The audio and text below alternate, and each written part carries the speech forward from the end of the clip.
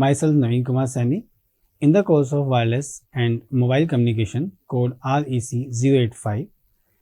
In unit 4, we will take lecture second. In the first lecture, we have discussed some multiple access techniques, and in continuation with that, we will also discuss some more intuition about the multiplexing and the multiple access techniques. So, in the last lecture, in lecture number 1, we have covered FDMA, TDMA and CDMA. So, today we will cover rest of the part of multiplexing and the multiple access schemes. So, in that we will cover about the OFDMA, SCFDMA, IDMA schemes and hybrid method of multiple access schemes, and we will try to touch the rack receiver itself. So, in that, first of all, first and most prominent technique in the wireless communication system is the OFDMA, that is orthogonal frequency division multiple access. So, what exactly OFDMA is and how it is different from FDMA or OFDM? So, basically, as we have discussed about the FDMA scheme, in that we said about the FDMA is what? Is a frequency division multiplexing. Okay, this is a simple multiplexing scheme in which we divide the complete band into the small subbands, and these subbands are allocated to the different users. Okay, but there is a guard band between the different subcarriers.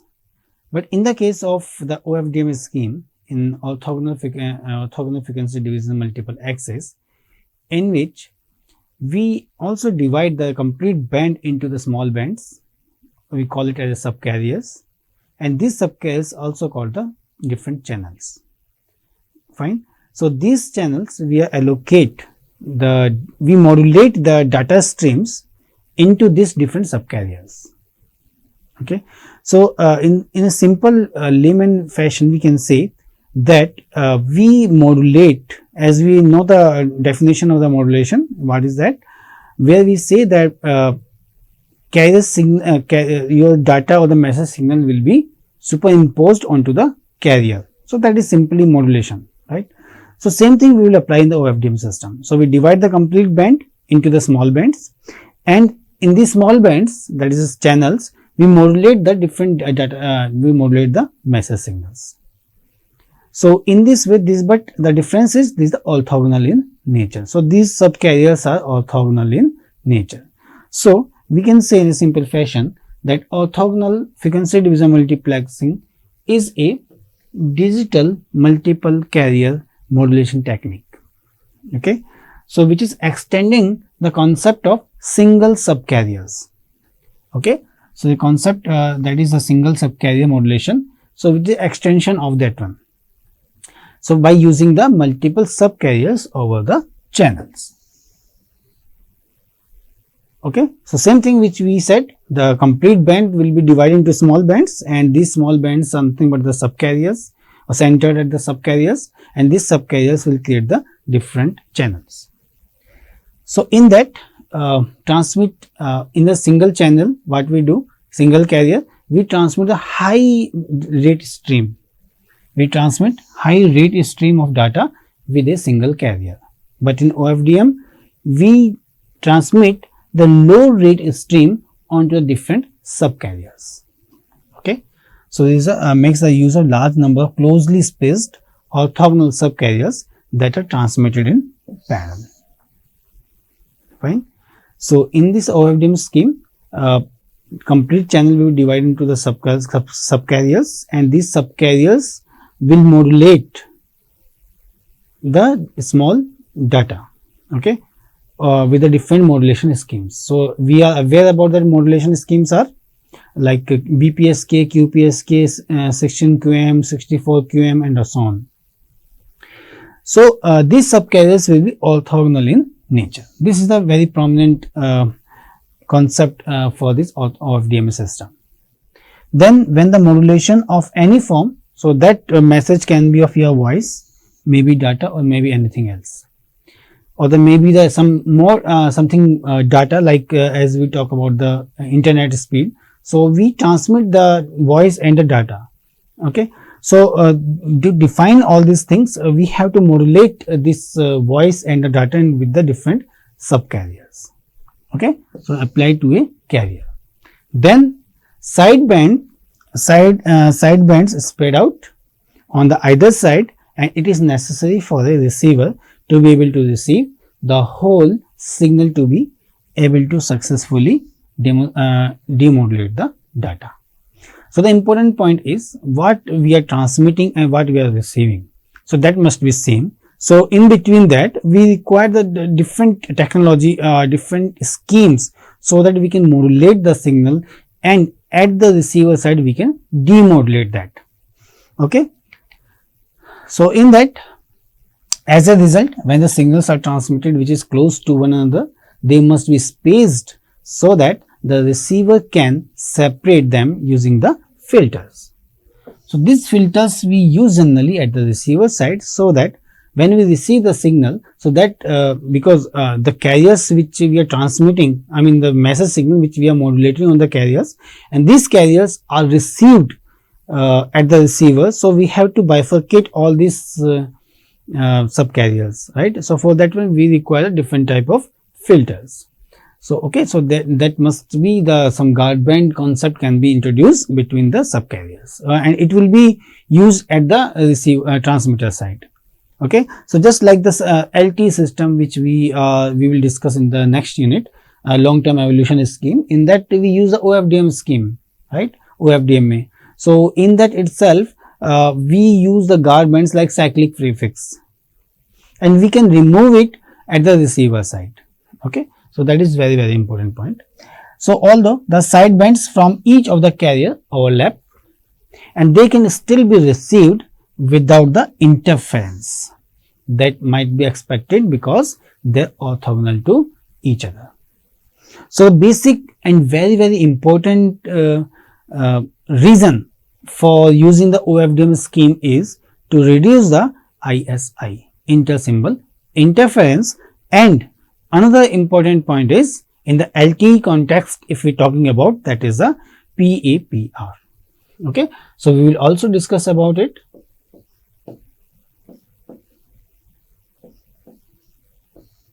And ISI.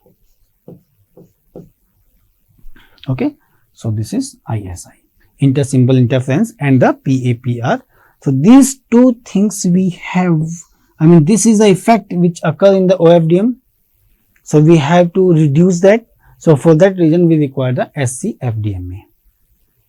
And ISI, we can reduce the ISI which introduced in the FDMA system. So for reducing all these things, the one of the important point is OFDM, we can use it for that. Another advantage of OFDM scheme is when we convert the frequency selective channel or the frequency selective fading into the flat fading. So for that concept we use the OFDM scheme.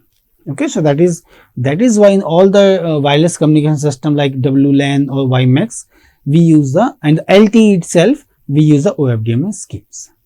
Okay, so this is the error which occur in the OFDM, and this is the advantage ISI. This is the advantage of reducing the ISI is in OFDM scheme. So in that figure we can see that OFDM divides each channel into many narrower subcarriers. So you can see this representing the, if we have this complete band, and this complete band is divided into the small chunks of the bands. Okay, so when we take the Fourier transform of this one, so in just like if we have one pulse of like this, so if we take the Fourier transform of that one, this will be a sync pulse. Okay, in the frequency domain. So this OFDM divides each channel into the many narrower subcarriers, and the spacing is chosen so these subcarriers are orthogonal. Okay, so this avoid the inter-symbol interference or the interference between the subcarriers, and without using the guard bands, so which were used in the FDMA schemes, right? So in that the subcarrier spacing is equal to the reciprocal of symbol time. So there is some information which we must know about the OFDM scheme all subcarriers have the integral sinusoidal cycles that are summed to 0 upon demodulation. And the very important point about the orthogonality is orthogonality guarantees symbol recoverability. Okay, so whatever the symbol is transmitted, it will be recovered at the receiver side. So for that, the system is looking like this in the OFDM scheme, where this is at the different subcarriers. So you can say if this one is subcarrier number 1, okay, similar to that you can use the subcarrier number 2, subcarrier number 3, subcarrier number 4. So like this. So these are the null points at which we are assuming that the different subcarriers are there. Okay, so we can see that if we talking about this one and this there, sorry, you can take this F1 and F2. So for this you can see there are the two subcarrier spacing which is defined by delta F. Okay, and the point which is crossing this one, this point. So this is orthogonal in nature. So if it is shifted somewhere at some instant from this point to this point or this point to this point, so orthogonality will be lost. So to maintain the orthogonality, so the null highest point of one subcarrier and the null point of the other subcarrier will be coincide like this. So this is the highest point of this subcarrier and this is the null point of this subcarrier. So this will be this is the case of the orthogonality. Okay. Then SC-FDMA, the single carrier FDMA. So as I said, there is an issue of OFDMA scheme, that is the PAPR. So which is what? This is a high PAPR. This is a high peak to average power ratio. So this peak to average power ratio increases with increasing the subcarriers. So as the number of subcarriers are increased, like in the OFDMA scheme, so in that case the PAPR, the peak to average power ratio will be increased. Okay, so there is a power problem will occur in the OFDM scheme, but there is a where to use this OFDM. So we will take the concept in the LTE scheme, in which we can say that in uplink and the downlink, where the OFDM can be used for that. So in the downlink we use the OFDM scheme in the LTE system, but in the case of uplink we use the SC-FDMA scheme. Not we don't use the OFDM for the uplink and the downlink. In the LTE case I am talking about, in the 4G networks.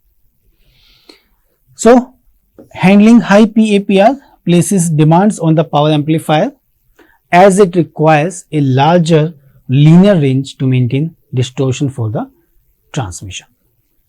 Then PAPR issue led the LTE designers to choose SC-FDMA in the uplink. So in SC-FDMA scheme, the transmitter adds an M size FFT or DFT itself, the stage before the OFDM transmitter. Then M stage FFT stage takes a single carrier channel and converts it into the subcarrier level symbols that can be transmitted over an N stage OFDM system. Here M will be less than or equal to capital N. Okay. Then SC-FDMA, it was chosen since it combines the low PAPR technique of single carrier transmission schemes or system such as GSM and CDMA with the multipath, multi-resistance and flexible frequency allocation of OFDM. So this is very important in that. So the basic point, if we talk about in the LTE, in the context of LTE in the 4G network, PAPR is one of the reason why don't we use the OFDM in the uplink, we use the SC-FDMA scheme. But in the downlink from base station to the mobile phone or mobile station, that is the downlink, and in that transmission we use the OFDM transmission scheme. Okay. So here the block diagram is representing the SC-FDMA and OFDMA signal generation, in which this part from here, so this is the your common with the OFDMA.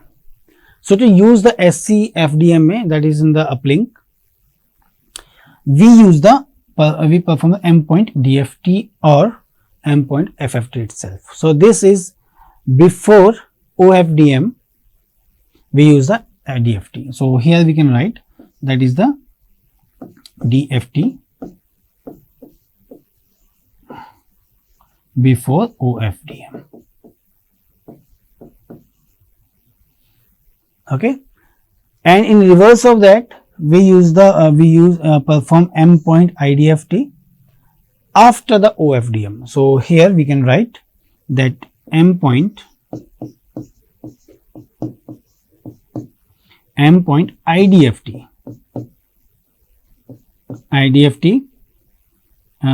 after OFDM, or in another way we can say the DFT just before the IFFT. Okay, so there is a DFT just before the IFFT. So this type of questions also comes the exam itself. So a difference in the SC-FDMA and the OFDMA. So in that, in the transmission side, the DFT before the IFFT or I before OFDM, this is a case for the SC-FDMA in the transmission side, and in the receiver side it can perform the M-point IDFT after the N-point DFT. So this is very important point to know, to differentiate between the SC-FDMA or the OFDM in the block diagram. I hope this point is clear to all of you, that how it really looks like. And this is some mathematical representation of all this, like we use the M data bits, okay, and we map data into constellation when we use the different modulation schemes, or the BPSK, QPSK, or 16 QAM or the 64 QAM and so on. So we modulate this data stream into in the constellation diagram. So whenever we talk about the constellation diagram, it means we are talking about the modulation schemes. So then generate time domain waveform from this constellation diagram. Okay, so just like we are aware about this one, 4 point on the constellation is defined for the your QPSK, right, quadrature phase shift key. Okay, so we generate this one in terms of waveform. So generate the time domain waveform. And another point about this, that how many these are 4 points, so it means we require 4 carriers for representing these points in the QPSK schemes. Similar to that, in the QM we can use it, okay, and so on. Then generate time domain waveform and then perform the M-point DFT, as you are aware about the communication and digital signal processing. In that, how the function of DFT and IDFT and FFT, all these things are very much prerequisite to this wireless communication system, and you must know about it. Then perform M-point DFT, that is time to frequency domain conversion. Okay, then map symbols to the different subcarriers for the modulation schemes. Then we perform N-point IFFT. In that, the N will be greater than M. Okay, so N-point IFFT is we are using for this, and the M-point is for the DFT. Then we convert and transmit. So we convert the conversion from low frequency to high frequency. We use the different antennas, as we are very much aware in the digital communication basic part, why we require the modulation and all, and why we convert the low frequency stream into high frequency streams, and all these things we are very much aware about it. Then convert and transmit. So this is a transmission part of the system in the OFDM or the SC-FDMA we can say also. If we are not using this part if we are not using this part, so it will be the this will be the case of the FDMA only. If we are adding this part, I mean you can say this part, I will not say this one, so I will say this part only. If I am using this part, so it will be the part of representing the SC FDMA. If I am not using this part, M point DFT, so this is a case of OFDM scheme, right? Similar to that, here itself in the receiving side, if I am using this performing M point IDFT itself, so if you are using it, then it is the case of SC FDMA. Otherwise, it is only the case of OFDM scheme. Okay, so I hope this point is clear to all of you. Then at the receiver side, we are using the channel. So this is the channel in which the noise is additive in that. Okay, then it will receive and the down convert at the receiver side. Then we perform the opposite of this endpoint IFFT, that is we perform endpoint DFT. Okay, so this is common part of OFDMA. Then we demap subcarriers to the symbol point. These symbols are nothing but these are the symbols, 4 symbols. Like this is the case, I am taking the modulation of QPSK. So, but this is not the case of QPSK all the time. Okay, so different modulation schemes can be used for that. Okay, then we perform the M point IDFT in the reverse order, then generate the constellation, and I mean we represented the complete symbol duration like this. So, one cloud will be shown here at the receiver side because there is some noise will be added on this. This is simply representing in around the 1 point where the if this is a point 1, so point 1 around 1, so some noise will be added with that. So this noise may be because of the channel which is adding here, and some fading, I mean the signal will be distorted due to the fading itself. Okay, then one cloud of the signal will be there, then we will use the decision making at this point. So we will perform the decision making. In that we can get it the I mean based on the threshold, we can identify the which bit or which symbol is we have received. Okay, so for that we demap the constellation to the data point. Okay, so this is the whole architecture of the SC FDMA and OFDMA schemes.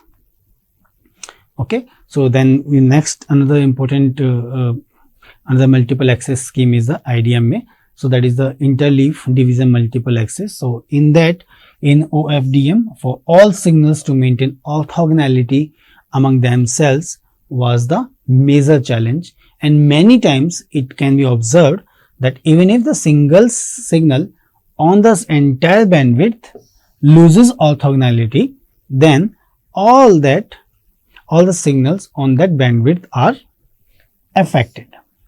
So to overcome these, IDMA was introduced.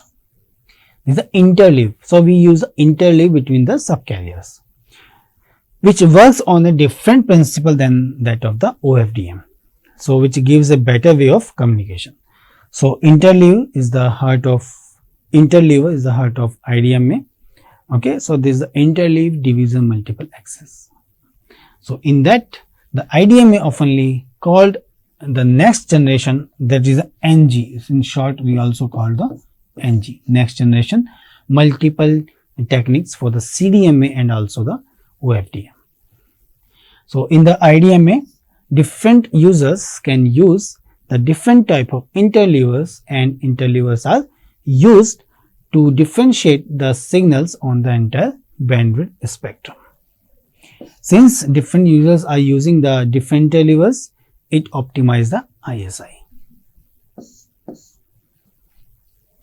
Okay, so next information about this interleavers, that is, it works in a very special fashion where data at the input end of the interleaver is in the matrix form. Then the matrix takes the row wise and the output of the matrix is the column wise. So this is the point which in the mathematical modulation, mathematical modeling, we can also define it as the input and output part in terms of matrix.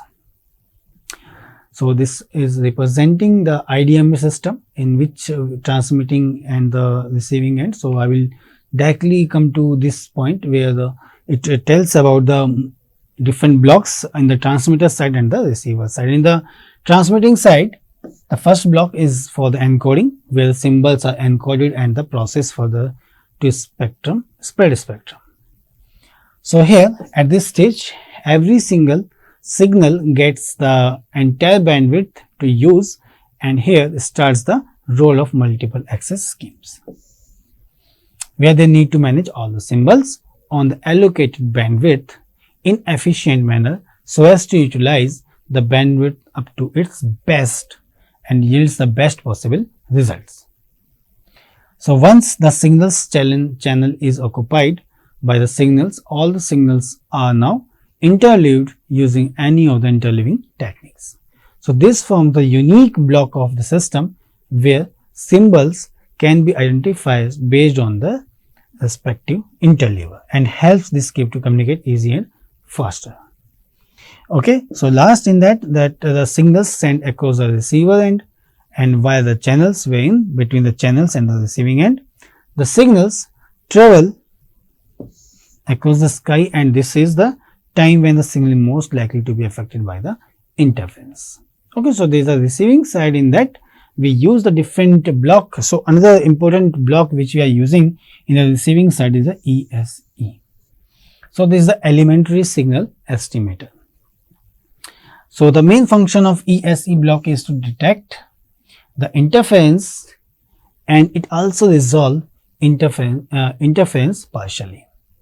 And this is also one of the unique block at the receiving end of the IDMA. Okay, so which makes it special overcome with the interference at the receiver's end. So this is very, very important. So in that the signals then are sent over to de-interleaved signals, de-interleaver, where the signal is separated from the respective interleaves and then passed on for decoding to the block of decoders, which the signals reaches its destination successfully. Then the above mentioned process is repeated till for all the signals waiting in the queue for being the transmitted. Okay. So next is about the hybrid part. So in that different hybrid models are given, like hybrid FDMA CDMA scheme, right? Hybrid direct sequence frequency hopped multiple access schemes, time division CDMA, right? And time division frequency hopping TDFD. So this is a hybrid. I mean, separately you can use the FDMA or the CDMA. Separately you use the DS direct sequence or the frequency hopped, or that is time division or CDMA, or the time division on the frequency hopped. So all these are different methods used for hybrid methods which used in the multiple access schemes. Okay, so I hope you understood this point about the OFDM scheme, IDMA scheme, and the hybrid models which are used in the multiple access schemes. Okay, thank you very much.